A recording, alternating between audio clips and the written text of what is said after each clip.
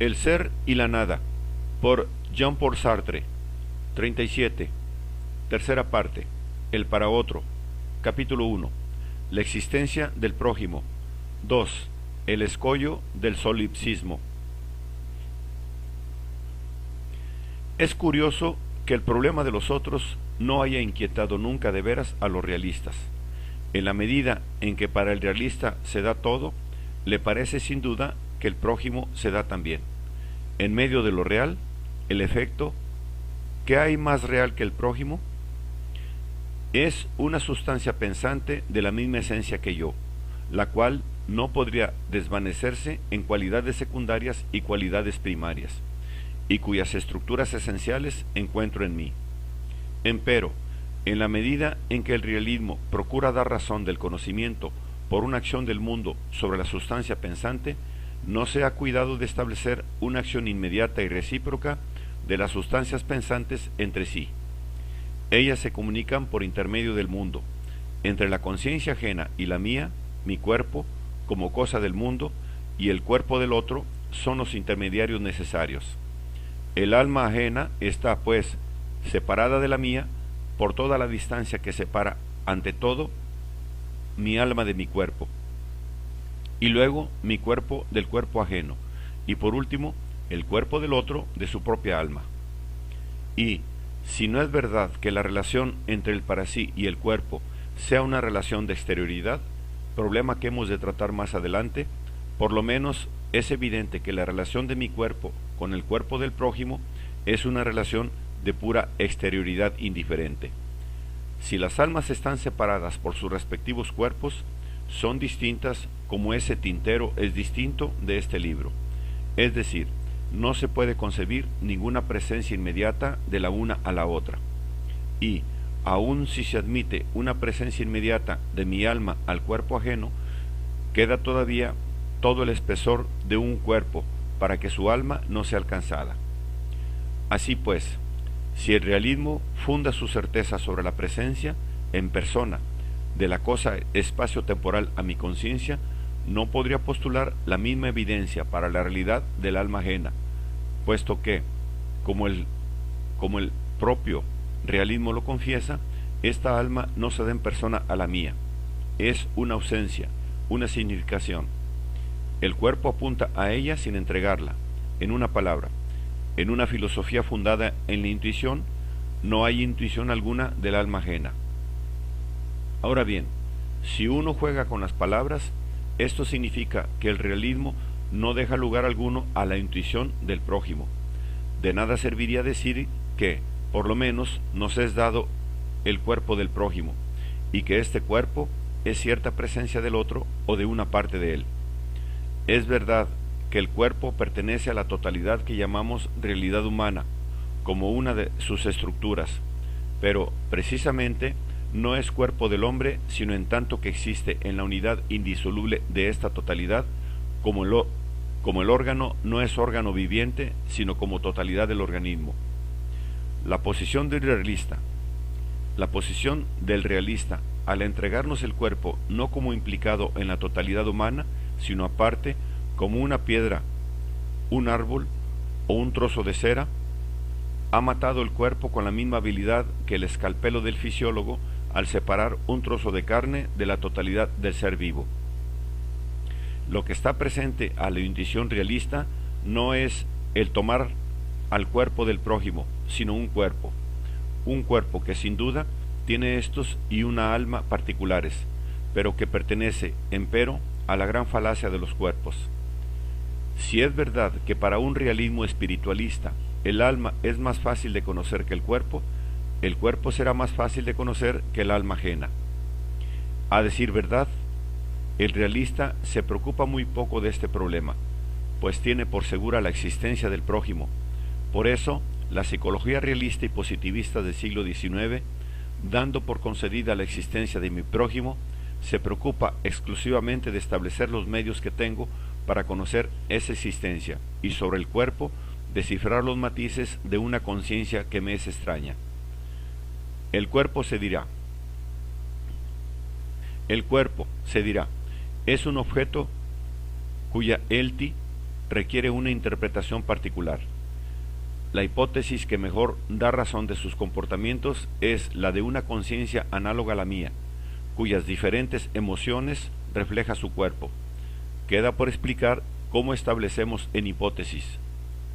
Se nos dirá, ora, que por analogía con lo que sé de mí mismo, ora por la experiencia nos enseña a descifrar, por ejemplo, la colaboración súbita de un rostro como preanuncio de golpes y de gritos furiosos.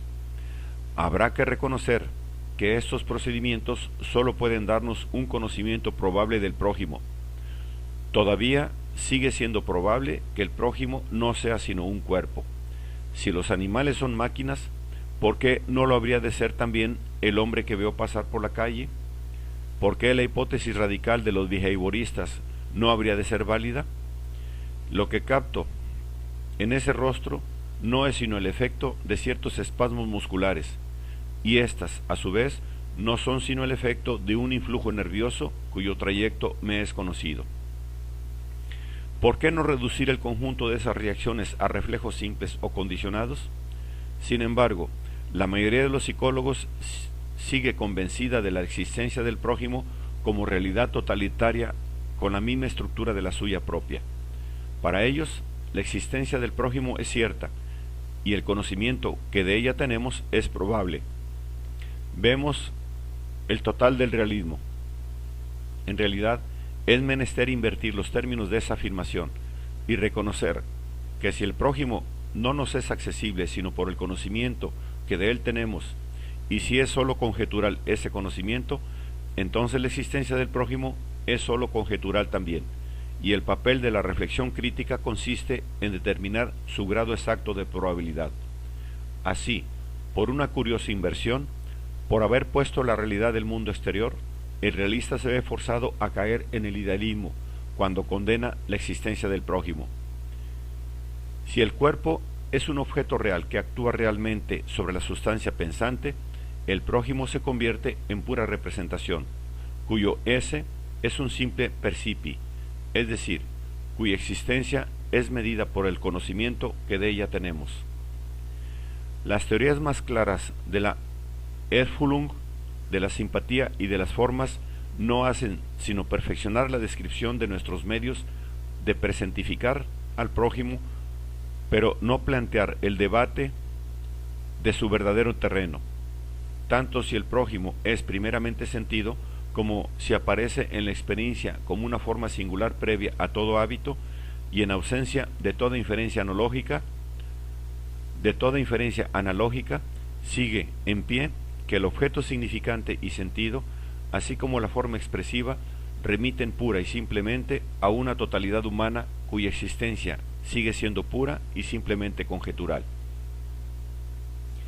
Si el realismo nos remite así al idealismo, ¿no sería más avispado colocarnos en la perspectiva idealista y crítica inmediatamente, ya que el prójimo es mi representación? ¿Acaso no valdría más interrogar a esta representación en el interior de un sistema que reduzca el conjunto de los objetos a una agrupación consistente de representaciones y que mida toda existencia por el conocimiento que tengo de ella? Sin embargo, encontraremos poca ayuda en Kant. Si preocupado por establecer las leyes universales de la subjetividad, que son las mismas para todos, no ha abordado la cuestión de las personas. El sujeto solamente es la esencia común de esas personas, y no podría permitirnos determinar su multiplicidad, así como la esencia del hombre para Spinoza no permite determinar la de los hombres concretos. Parece, pues, que Kant habría situado el problema del prójimo entre los problemas ajenos a su crítica. Empero, observémoslo más despacio. El prójimo, como tal, es dado en nuestra experiencia, es un objeto y un objeto particular. Kant ha colocado en el punto de vista del sujeto puro para determinar las condiciones de posibilidad no sólo de un objeto en general, sino de las diversas categorías de objetos: el objeto físico, el objeto matemático, el objeto bello o feo, y el que presenta caracteres teleológicos. Desde este punto de vista, se ha podido reprochar la existencia de lagunas en su obra y querer, por ejemplo, siguiendo a Dilthey, establecer las condiciones de posibilidad del objeto histórico, es decir, intentar una crítica de la razón histórica. Análogamente, si verdad es que el prójimo representa un tipo particular de objeto que se descubre a nuestra experiencia, es necesario, en la propia perspectiva de un kantismo riguroso, preguntarse cómo es posible el conocimiento del prójimo, es decir, establecer las condiciones de posibilidad de la experiencia de los otros. En efecto, sería totalmente erróneo asimilar el problema del prójimo al de las realidades nouménicas. Por cierto, si existen prójimos y si son semejantes a mí, la cuestión de su existencia inteligible puede plantearse también para ellos como la de mi existencia nouménica se plantea para mí. Por cierto, la misma respuesta valdrá para mí y para ellos. Esa existencia nouménica puede ser solo pensada, no concebida, pero cuando considero como en mi experiencia cotidiana, no apunto en modo alguno a mi realidad nouménica ni al prójimo, así como no capto ni considero la realidad posible cuando tomo conocimiento de mis emociones o de mis pensamientos empíricos. El prójimo es un fenómeno que remite a otros fenómenos, a una cólera fenómeno que él siente contra mí, a una serie de pensamientos que parecen como fenómenos de su sentido íntimo, es decir, que lo que tomo en consideración en el prójimo no es nada más que lo que encuentro en mí mismo, solo que estos fenómenos son radicalmente distintos de todos los demás.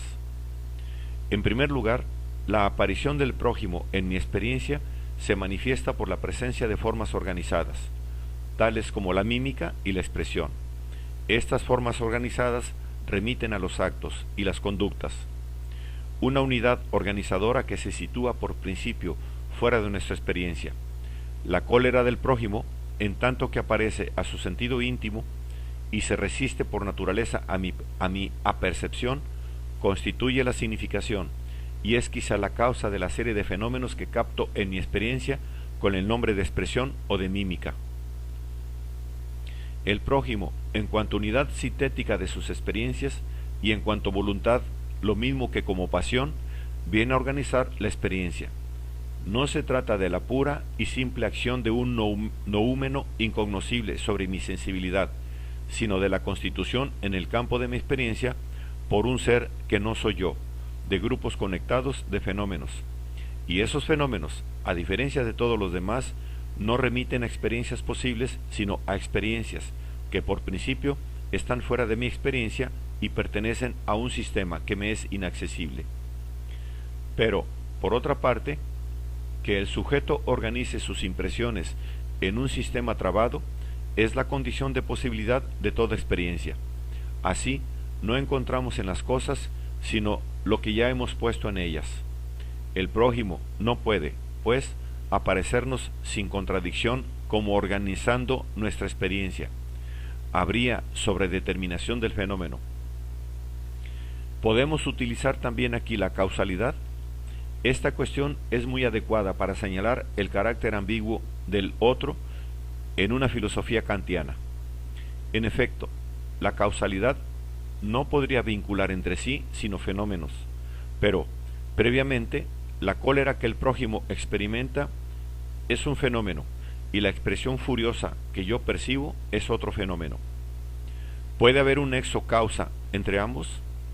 Un nexo tal sería acorde con su naturaleza fenoménica, y en este sentido no me puedo considerar la rojez del rostro de Pablo como el efecto de su cólera. Ello forma parte de mis afirmaciones corrientes, pero, por otra parte, la causalidad no tiene sentido a menos que vincule fenómenos de una misma experiencia y contribuya a constituirla. ¿Puede servir de puente entre dos experiencias separadas radicalmente? Hay que señalar que, al utilizarla a este título, le haríamos perder su naturaleza de accidental de las apariciones empíricas. La causalidad kantiana es unificación de los momentos de mi tiempo en la forma de la irreversibilidad. ¿Cómo admitir que unifique mi tiempo y el del otro? ¿Qué relación temporal establecer entre la decisión de expresarse, fenómeno aparecido, en la trama de la experiencia ajena y la expresión fenómeno de mi experiencia? ¿La simultaneidad? ¿Acaso la sucesión? Pero, ¿cómo puede un instante de mi tiempo estar en relación de sucesión o de simultaneidad con un instante del tiempo ajeno? Aun si una armonía preestablecida y por otra parte incomprensible en la perspectiva kantiana hiciera corresponderse instante por instante ambos tiempos, no por eso dejarían de ser dos tiempos sin relación, ya que para cada uno de ellos la síntesis unificadora de los momentos es un acto del sujeto. La universalidad de los tiempos en Kant no es sino la universalidad de un concepto. Significa sólo que cada temporalidad debe poseer una estructura definida, que las condiciones de posibilidad de una experiencia temporal son válidas para todas las temporalidades. Pero esta identidad de la esencia temporal no impide la incomunicable diversidad de los tiempos, así como la identidad de la esencia hombre no impide la diversidad incomunicable de las conciencias humanas. Así, siendo la relación de las conciencias impensable por naturaleza, el concepto de prójimo no podría constituir nuestra experiencia. Será preciso acomodarlo, junto con los conceptos teleológicos, entre los conceptos reguladores. El prójimo pertenece, pues, a la categoría de los como si. Es una hipótesis a priori que no tiene otra justificación sino la unidad que ella permite operar en nuestra experiencia, y no podría ser pensada sin contradicción. En efecto, si bien es posible concebir a título de pura ocasión del conocimiento la acción de una realidad inteligible sobre nuestra sensibilidad, no es ni siquiera pensable, por el contrario, que un fenómeno cuya realidad es, en estricto, relativa a su aparición en la experiencia ajena, obre realmente sobre un fenómeno de mi experiencia. Y aun si admitiéramos que la acción de un inteligible se ejerciera a la vez sobre mi experiencia y sobre la ajena, en el sentido de que la realidad inteligible afectaría al prójimo en la misma medida en que me afectaría a mí, no sería menos radicalmente imposible establecer ni aun postular un paralelismo y una tabla de correspondencia entre dos sistemas que se constituyen espontáneamente. Pero, por otra parte, ¿conviene el concepto de prójimo la cualidad de concepto regulador? No se trata, en efecto, de establecer una unidad más fuerte entre los fenómenos de mi experiencia por medio de un concepto puramente formal que permitiría solo descubrimientos de detalle en los objetos que me aparecen. No se trata de una suerte de hipótesis a priori y que no trascienda el campo de mi experiencia e incite a indagaciones nuevas en los límites mismos de ese campo. Aun si admitimos los principios de la metafísica kantiana y la doble percepción de la naturaleza objeto prójimo, elaborada por Kant, sería posible concebir un sistema coherente de representaciones físicas partiendo de principios radicalmente diferentes, y este sistema no es el auténtico. Ello significa que el prójimo no es, en mi experiencia, un fenómeno que remite a mi experiencia, sino que se refiere, por principio, a fenómenos situados fuera de toda experiencia posible para mí. Y, por cierto, el concepto de prójimo permite descubrimientos y previsiones en el interior del sistema de representaciones, permite ceñir mejor la trama de los fenómenos. Gracias a la hipótesis de los otros, puedo prever tal gesto a partir de la expresión. Pero este concepto no se presenta como esas nociones científicas, los imaginarios, por ejemplo, que intervienen en el curso de un cálculo de física como instrumentos, sin estar presentes en el enunciado empírico del problema y para ser eliminados de los resultados. El concepto de prójimo no es puramente instrumental. Lejos de existir para servir a la verificación de los fenómenos, ha de decirse, al contrario, que ciertas categorías de fenómenos parecen no existir sino para él. La existencia de un sistema de significaciones y de experiencias radicalmente distinto del mío es el marco fijo hacia el cual indican, en su flujo mismo, series diversas de fenómenos. Y ese marco, por principio exterior a mi experiencia, se llena poco. Ese prójimo cuya relación conmigo no podemos captar y que se aparece, nosotros lo constituimos poco a poco como un objeto concreto. No es el instrumento que sirve para prever un acaecimiento de mi experiencia, sino que los acaecimientos de mi experiencia sirven para constituir al prójimo en tanto que prójimo, es decir, en tanto que sistema de representaciones fuera de alcance, como un objeto concreto y cognoscible. Lo que considero constantemente a través de mis experiencias son los sentimientos del prójimo, las ideas del prójimo, las voliciones del prójimo, el carácter del prójimo. Pues, en efecto, el prójimo no es solamente aquel que veo, sino aquel que me ve. Tomo en consideración al prójimo en tanto que éste es un sistema de experiencias trabado y fuera de alcance, en el cual yo figuro como un objeto entre los otros. Pero en la medida en que me esfuerzo por determinar la naturaleza concreta de ese sistema de representaciones y el lugar que en él ocupo a título de objeto, trasciendo radicalmente el campo de mi experiencia. Me ocupo de una serie de fenómenos que, por principio, no podrán ser jamás accesibles a mi intuición, y por consiguiente, sobrepaso los derechos de mi conocimiento. Busco vincular entre sí experiencias que no serán jamás mis experiencias, y por ende, ese trabajo de construcción y de unificación no puede servir de nada para la unificación de mi propia experiencia. En la medida en que el prójimo es una ausencia, escapa la naturaleza. No podríamos, pues, calificar al prójimo de concepto regulador. Por cierto, ideas como la de mundo, por ejemplo, se hurtan también por principio a mi experiencia, pero al menos se refieren a ella, y no tienen sentido sino por ella. El prójimo, por el contrario, se presenta, en cierto sentido, como la negación radical de mi experiencia, ya que es aquel para quien soy, no sujeto, sino objeto. Me esfuerzo, pues, como sujeto de conocimiento, por determinar como objeto al sujeto que niega mi carácter de sujeto y me determina él mismo como objeto.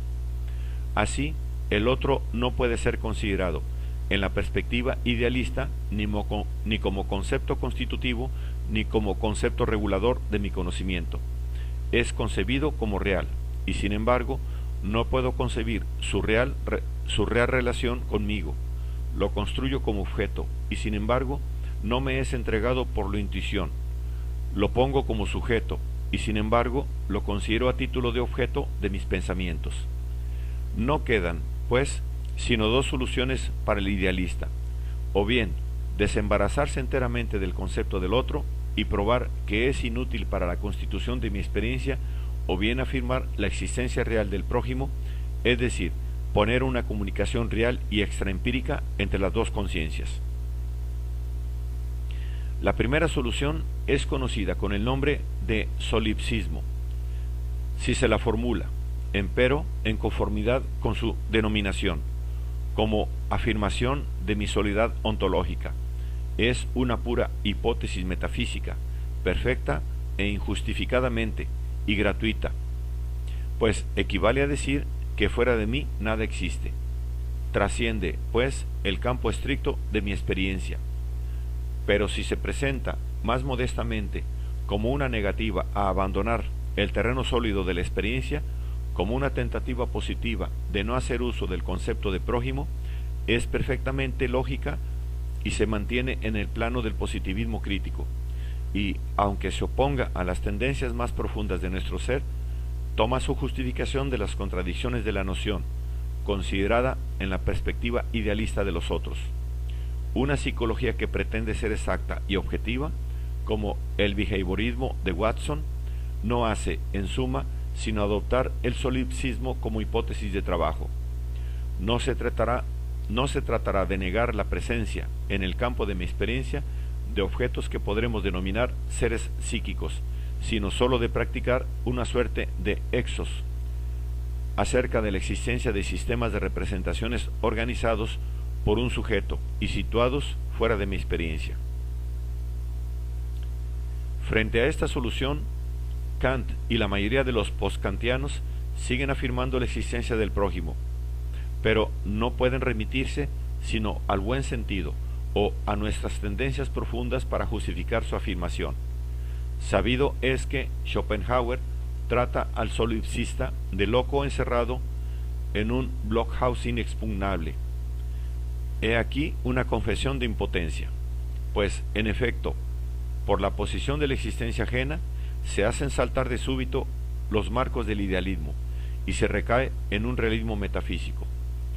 En primer lugar, al poner una pluralidad de sistemas cerrados que no pueden comunicar sino desde afuera, restablecemos implícitamente la noción de sustancia.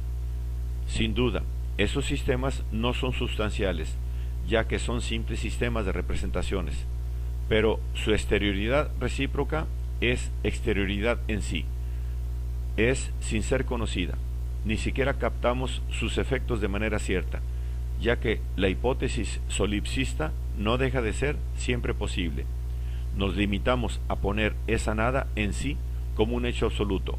No es relativa, el efecto, a nuestro conocimiento del prójimo, sino que, al contrario, condiciona ese conocimiento.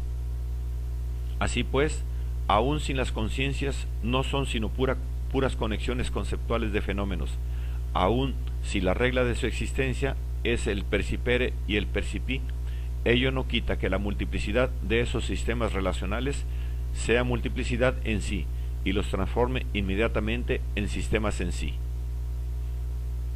Pero además, si afirmo que mi experiencia de la cólera ajena tiene por correlato una experiencia subjetiva de cólera en otro sistema, restituyo el sistema de la imagen verdadera, del que Kant había puesto tanto cuidado en librarse. Es cierto que se trata de una relación de conveniencia entre dos fenómenos, la cólera percibida en los gestos y la mímica y la cólera aprendida como realidad fenoménica del sentido íntimo, y no de una relación entre un fenómeno y una cosa en sí. Pero ello no quita que el criterio de verdad sea aquí la conformidad entre el pensamiento y su objetivo, y no el acuerdo de las representaciones entre sí. En efecto, precisamente porque aquí se descarta cualquier recurso al noúmeno, el fenómeno de la cólera sentida es al de la cólera verificada como lo real objetivo es a su imagen. El problema es, efectivamente, el de la representación adecuada, ya que hay algo real y un modo de aprehensión de ese algo real. Si se tratara de mi propia cólera, podría, en efecto, considerar sus manifestaciones subjetivas y sus manifestaciones fisiológicas y objetivamente verificables como dos series de efectos de una misma causa, sin que una de las series representara la verdad o la realidad de la cólera y la otra solamente su efecto o su imagen. Pero si una de las series de fenómenos reside en el prójimo y la otra en mí, la una funciona como la realidad de la otra y el esquema realista de la verdad es el único aquí aplicable. Así, hemos abandonado la posición realista del problema porque ella concluía necesariamente en el idealismo. Nos hemos situado deliberadamente en la perspectiva idealista y nada hemos ganado, pues ésta, inversamente, en la medida en que rechaza la hipótesis solipsista, concluye en un realismo dogmático y totalmente injustificado. Veamos si podemos comprender esta brusca inversión de las doctrinas y extraer de esta paradoja alguna enseñanza que facilite el correcto planteamiento de la cuestión. En el origen del problema de la existencia ajena hay una presuposición fundamental. El prójimo, en efecto, es el otro, es decir, el yo que no soy yo. Captamos aquí, pues, una negación como estructura constitutiva del ser otro. La presuposición común al idealismo y al realismo es que la negación constituyente es una negación de exterioridad. El prójimo es aquel que no es yo y que yo no soy. Este no indica una nada como elemento de separación dado entre el prójimo y yo mismo. Entre el prójimo y yo mismo hay una nada de separación.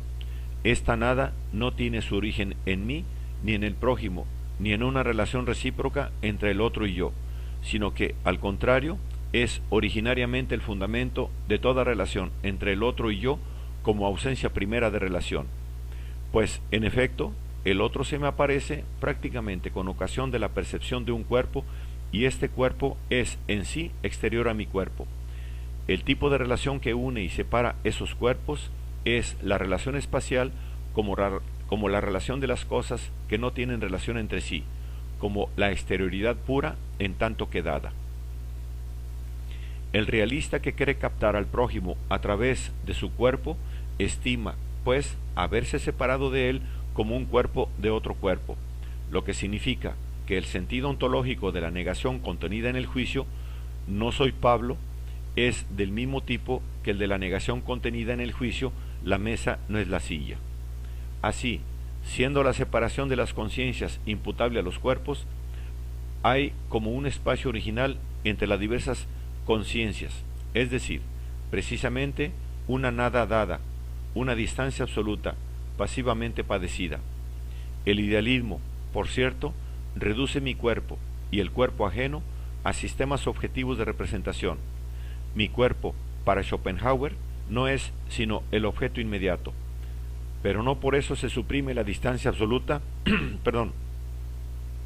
pero no por eso se suprime la distancia absoluta entre las conciencias. Un sistema total de representaciones, es decir, cada mónada, no puede ser limitado sino por sí mismo, y no podría mantener relación sino consigo mismo. El sujeto cognoscente no puede ni limitar a otro sujeto ni hacerse limitar por él. Está aislado por su plenitud positiva, y por consiguiente, entre él y otro sistema igualmente aislado, se mantiene una separación espacial como el tipo mismo de la exterioridad. Así, es también el espacio lo que separa implícitamente mi conciencia de la del prójimo, y hemos de añadir que el idealista, sin darse cuenta, recurre a un tercer hombre para hacer aparecer esa negación de exterioridad. Pues, como hemos visto, toda negación externa, en tanto que no está constituida por sus propios términos, requiere un testigo que la establezca. Así, tanto para el idealista como para el realista, una conclusión se impone, por el hecho de que el prójimo se nos revela en un mundo espacial. Es un espacio, real o ideal, lo que nos separa de él. Esta presuposición entraña una grave consecuencia. En efecto, si he de estar con respecto al prójimo en el modo de la exterioridad de indiferencia, el surgimiento o la abolición del prójimo no me afectará en mi ser, así como un en sí no es afectado por la aparición o la desaparición de otro en sí. Por consiguiente, desde el momento que el prójimo no puede actuar sobre mi ser por medio de su ser, la única manera en que se me puede revelar es apareciendo a mi conocimiento como objeto. Pero ha de entenderse por ello que debo constituir al prójimo como la unificación que mi espontaneidad impone a una diversidad de impresiones, es decir, que soy aquel que constituye al prójimo en el campo de la experiencia. El prójimo no podría ser para mí, entonces, sino una imagen, aun cuando, por otra parte, toda la teoría del conocimiento edificada por mí procura rechazar esa noción de imagen, y sólo un testigo exterior a la vez a mí mismo y al prójimo podría comparar la imagen con el modelo y decidir si es verdadera. Ese testigo, por otra parte, para ser autorizado, no debería estar a la vez con respecto a mí y al prójimo en una relación de exterioridad, pues de otro modo no nos conocería sino por imágenes. Sería necesario que en la unidad extática de su ser estuviera a la vez aquí, sobre mí, como negación interna de mí mismo, y a mí, sobre el otro, como negación interna de él. Así, este recurso a Dios que se encontraría en Leibniz es pura Así, este recurso a Dios que se encontraría en Leibniz es pura y simplemente un recurso a la negación de interioridad. Esto es lo que la noción teológica de creación disimula. Dios es Dios a la vez es y no es yo mismo, puesto que nos crea. Conviene, en efecto, que Dios sea yo y el prójimo, para captar mi realidad sin intermediario, y en una evidencia apodíctica, poder allá ser y Dios para mantener su imparcialidad de testigo y para que no sea yo ni ser el prójimo. La imagen de la creación es aquí la más adecuada, pues en el acto creador veo hasta el fondo aquello que estoy creando, pues lo que estoy creando soy yo. Empero, lo que creo se opone a mí, cerrándose en sí mismo en una afirmación de objetividad. Así, la presuposición espacializadora no nos deja opción. Hemos de recurrir a Dios o caer en un probabilismo que deja la puerta abierta al solipsismo. Pero esa concepción de un Dios que es sus criaturas nos hace caer en una nueva dificultad, la que pone de manifiesto el problema de las sustancias en el pensamiento postcartesiano. Si Dios es yo y es el prójimo, ¿qué garantiza entonces mi existencia propia? Si la creación ha de ser continua, permanezco siempre en suspenso entre una existencia distinta y una fusión panteísta en el ser creador. Si la creación es un acto original y si yo me he cerrado contra Dios, nada garantiza ya a Dios mi existencia, pues ya no está unido a mí sino por una relación de exterioridad, como el escultor a la estatua terminada, y una vez más no puede conocerme sino por imágenes. En estas condiciones, la noción de Dios, a la vez que nos revela la negación de interioridad como el único nexo posible entre conciencias, patentiza toda su insuficiencia. Dios no es ni necesario ni suficiente como garante de la existencia del otro. Además, la existencia de Dios como intermediario entre yo y el prójimo supone ya la presencia, en un vínculo de interioridad, de un prójimo a mí mismo, puesto que Dios, estando dotado de las cualidades esenciales de un espíritu, aparece como la quinta esencia del prójimo, y debe poder estar ya en una relación de interioridad conmigo para que un fundamento real de la existencia del prójimo sea válido para mí. Parece, pues, que una teoría positiva de la existencia del prójimo debería poder a la vez evitar el solipsismo y prescindir del recurso a Dios, si considerara mi relación originaria con el prójimo como una negación de interioridad, es decir, como una negación que establece la distinción originaria entre el prójimo y yo en la exacta medida en que me determina por medio del prójimo y determina al prójimo a través de mí. ¿Es posible enfocar la cuestión desde este punto de vista?